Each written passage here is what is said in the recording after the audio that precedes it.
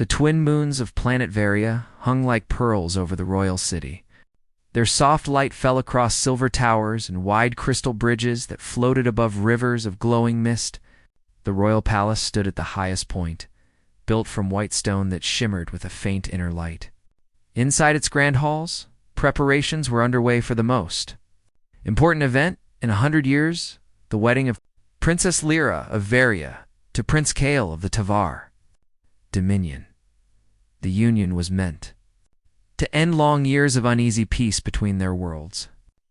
Lyra's mother, Queen Anai, believed this alliance would secure safety for generations. But not everyone shared her belief. Among the courtiers and advisors, one voice often spoke in quiet opposition: Lady Saren, Lyra's lifelong friend and her chief attendant. Saren had grown up beside the princess. She knew her laughter, her fears, and her dreams of exploring the stars rather than being bound by duty. To Saren, the marriage was a golden cage built from politics. Many nights she tried to speak to the queen about her doubts, but the queen would only smile and say, "We do this for our people." The princess must learn that peace sometimes demands a heart's sacrifice. Now, on the morning of the final ceremony, Saren stood in Lyra's chamber, while attendants pinned jeweled threads into the princess's long silver hair. The princess sat quietly, her pale hands folded on her lap. She looked calm, but her eyes carried a faraway sadness. Saren dismissed the attendants and approached softly. "Lyra," she whispered, "you still have time? We could speak to your mother again. You are not a gift to be traded." The princess smiled faintly. "Saren, I know what you fear, but this is bigger than us. If I refuse, our planets may return to war. How could I live with that?" Saren sighed. "War may return anyway, my princess, because forced peace never lasts." Before Lyra could answer, a messenger announced that the first guests had arrived. The sound of horns echoed through the palace. The day had begun. Down in the grand hall, guests from every corner of the galaxy gathered. Scaled nobles from the Tavar, feathered ambassadors from the Re, crystalline beings from the frozen world of Hessal shimmered in bright robes and ornaments. Music filled the air, soft and graceful like flowing water. The Varian people, though proud and peaceful, were unused to such a mix of foreign species. Their transparent domes had always protected them from the outside worlds. Now the gates were open wider than ever before. Saren followed Lyra as she entered the grand hall, her gown catching the light like liquid silver. All eyes turned toward the young princess who was to be married for peace. The Tavar prince stood near the daystal, elegant, his dark scales polished like glass. He gave a respectful bow. Lyra returned it, but her smile was small and distant. As the ceremony began, a hush settled over the hall. The queen rose to speak of unity, trust, and the long journey toward friendship between their worlds. The words sounded beautiful, yet to Saren they felt heavy, like a song sung in a minor key. And then at the great golden doors, another sound came, the steady steps of late arrivals. The herald's voice rang out. Representative of the Terran colony's Captain Elias Wren spread through the hall. A human. Few had seen one in person. The Terrans were newcomers to galactic politics. Distant cousins of the Varians who had been lost beyond the outer storms for centuries. Now they had returned, explorers of their own destiny. Elias entered quietly, now dressed not in jewels or armor, but in a plain dark uniform with silver trim. His boots were clean but scuffed from long travel. He carried no weapon, only a badge of peace on his chest. He moved with the calm of someone used to danger but unwilling to show pride in it as he stepped forward. Lyra looked up, and the world seemed to stop. The air between them froze in a strange stillness. Her breath caught, and her eyes widened in disbelief. For a moment, she forgot the hall, the guests, the crown on her head. Memories long buried rushed back, the smell of smoke, the heat of fire, the voice of someone whispering, "You'll be safe now." Years ago, when she was just a frightened child hiding in the ruins of Varianine, a soldier had found her. He had carried her through fire and rubble to the safety of an evacuation ship. She had never learned his name, only remembered his steady heartbeat as she clung to him in the dark. And now, standing before her, was that same man. Elias bowed respectfully to the throne. "Honored to stand among allies," he said. His voice was low, calm, and deeply human strong, yet gentle. The queen nodded in acknowledgement. Few noticed the princess's trembling hands, but Saren did. She had never seen Lyra look so pale. Through the rest of the ceremony, Lyra could hardly focus.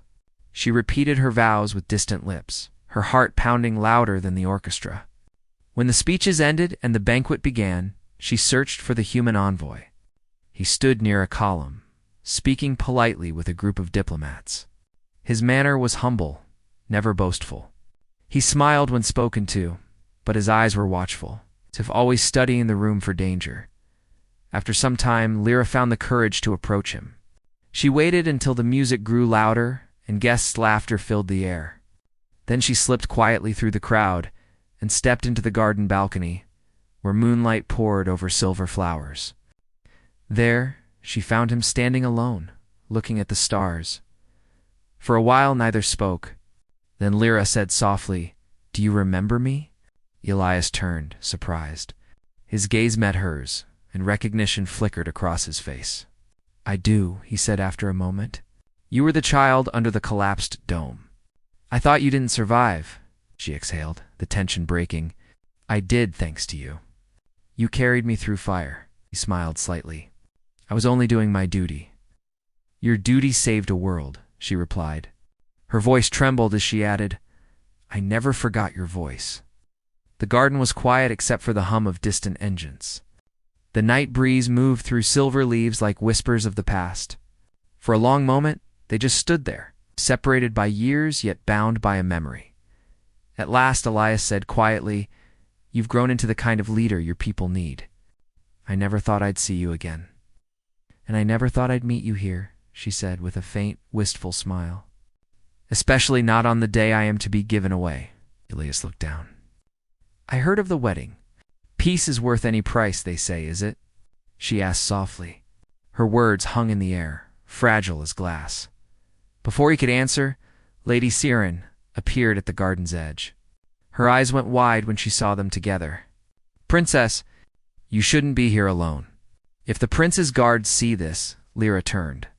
"Saren, this man saved my life. I owe him my thanks." Saren hesitated. Her heart warred with duty. "I understand, but you must be careful. The Tavar will not forgive what they misunderstand." Elias bowed politely. "I don't wish to cause trouble, my lady. If my presence offends, I will take my leave." But Lyra shook her head. "No, stay, just for a moment." Saren looked at her friend's eyes bright, yet filled with sorrow, and realized there was no stopping her. She sighed. "Very well, but please, be discreet." Then she slipped back inside. Under the quiet moonlight, Lyra turned to Elias again. "When you rescued me, you said something, 'You'll be safe now.' Do you remember that?" He nodded. "I meant it. And am I safe now?" she asked, her voice barely above a whisper. He hesitated. "That depends on what you mean by safe." "I mean free," she said. Her tone carried the weight of someone who had lived her whole life inside gilded walls.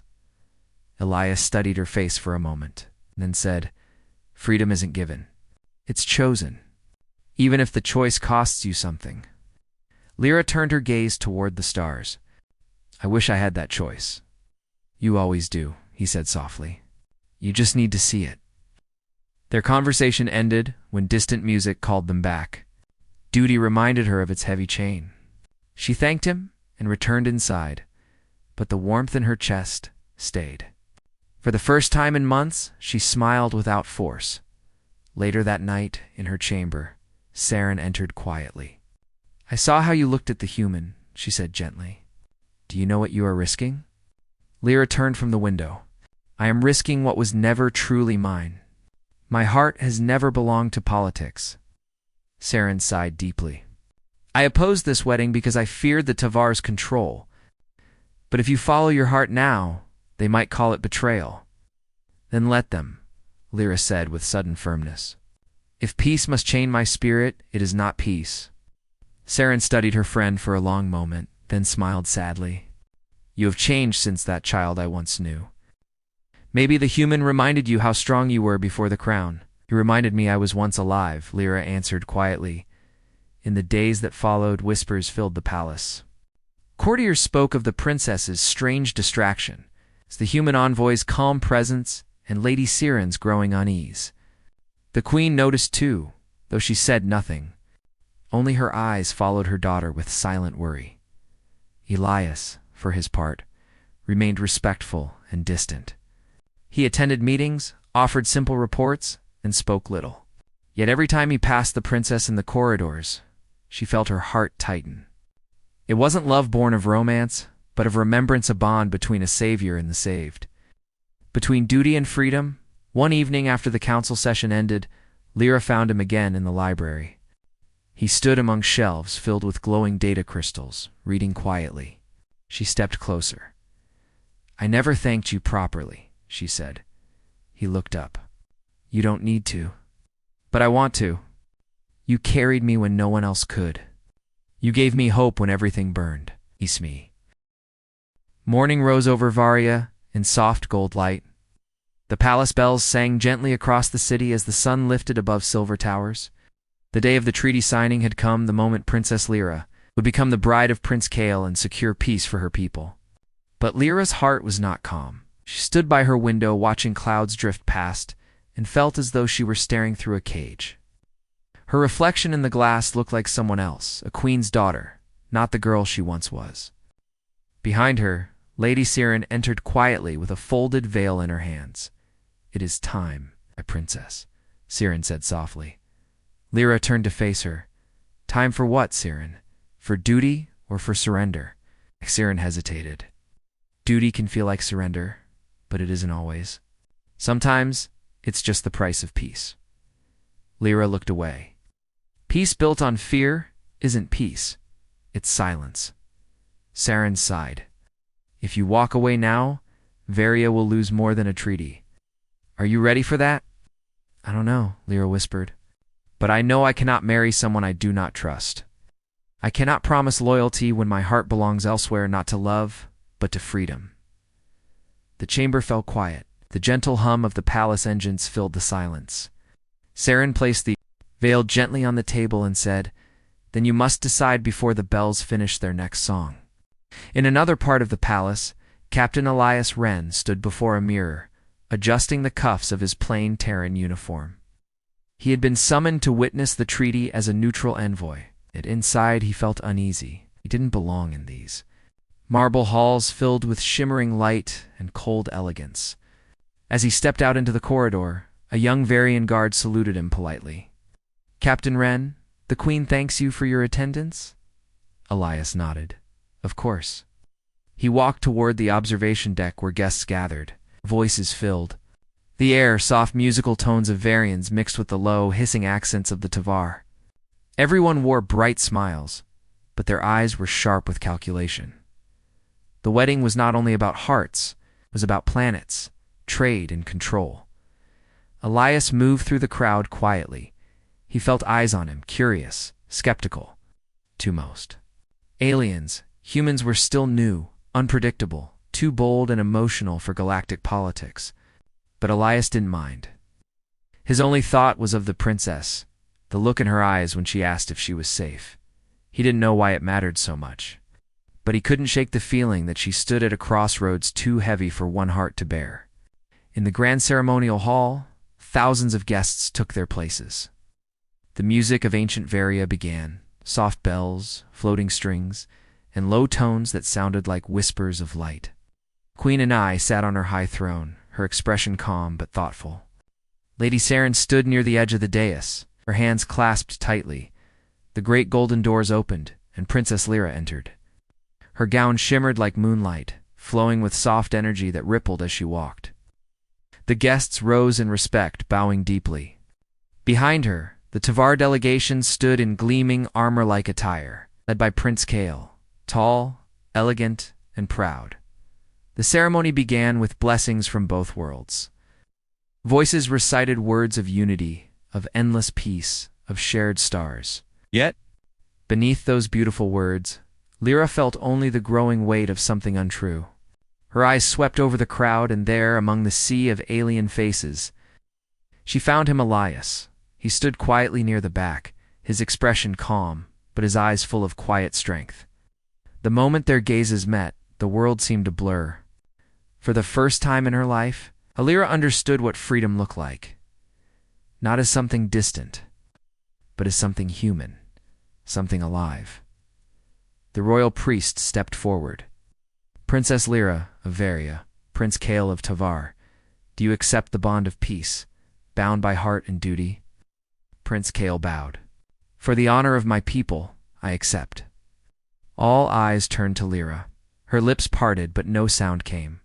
The hall waited. The queen's eyes softened, as if she knew this silence too well. "Lyra," the priest said gently, "do you accept?" She looked once more at Elias, and in that single moment her choice was made. "I cannot," she said softly. The hall gasped. Murmurs spread like ripples through water. Lyra lifted her head. Her voice, though gentle, carried through the hall. "I cannot accept a bond that is not mine to give. I will not lie to the stars or to the hearts that trust me."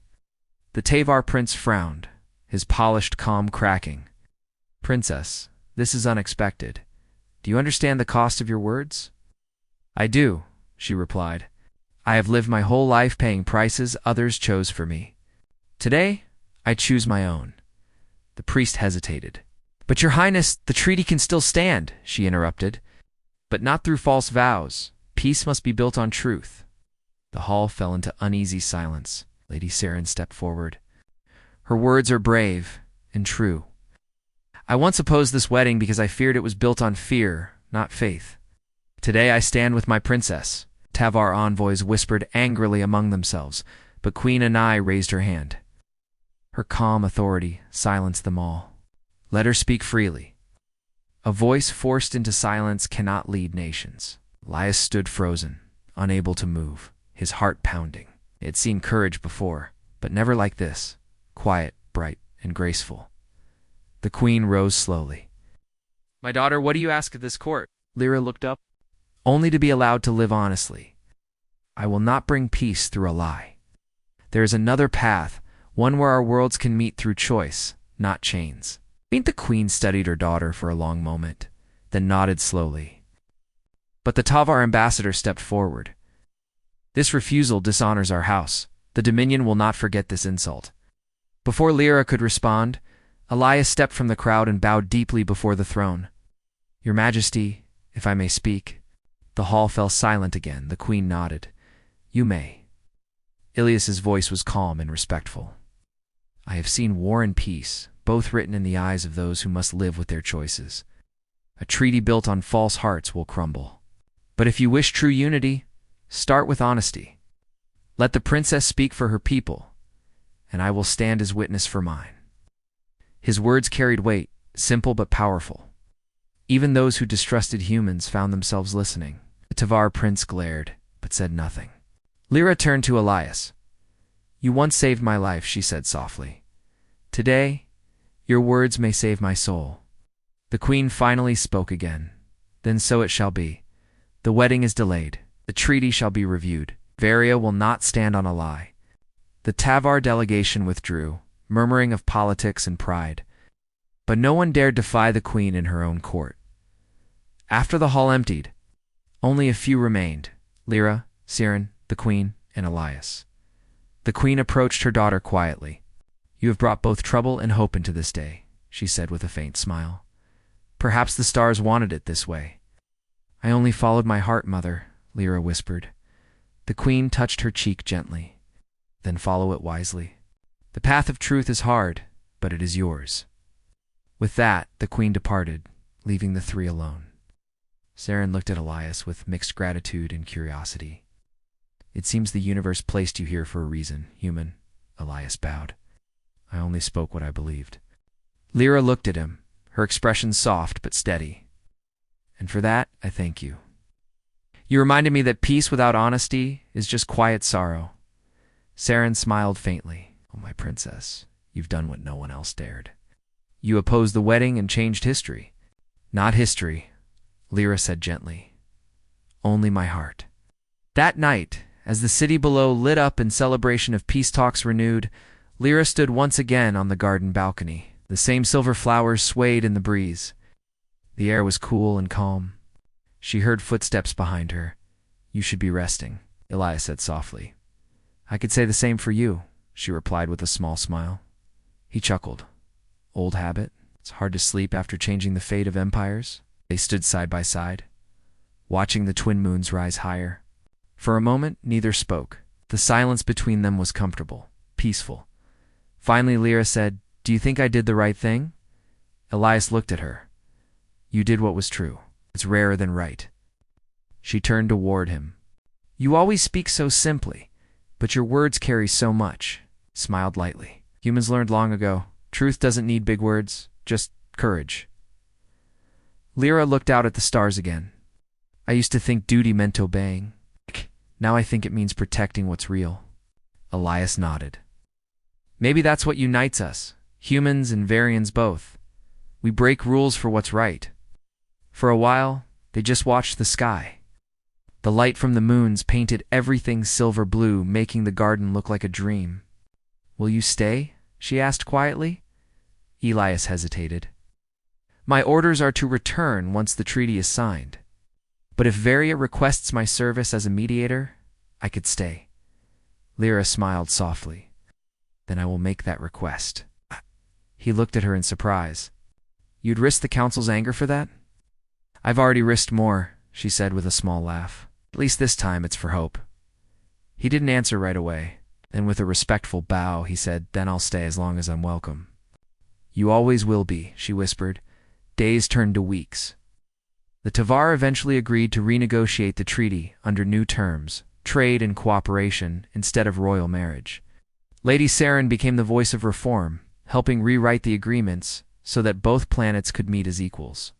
Elias was officially appointed as human liaison between the two worlds, his calm and honesty earning quiet respect even from those who once doubted him. He worked beside Lyra every day, GUI,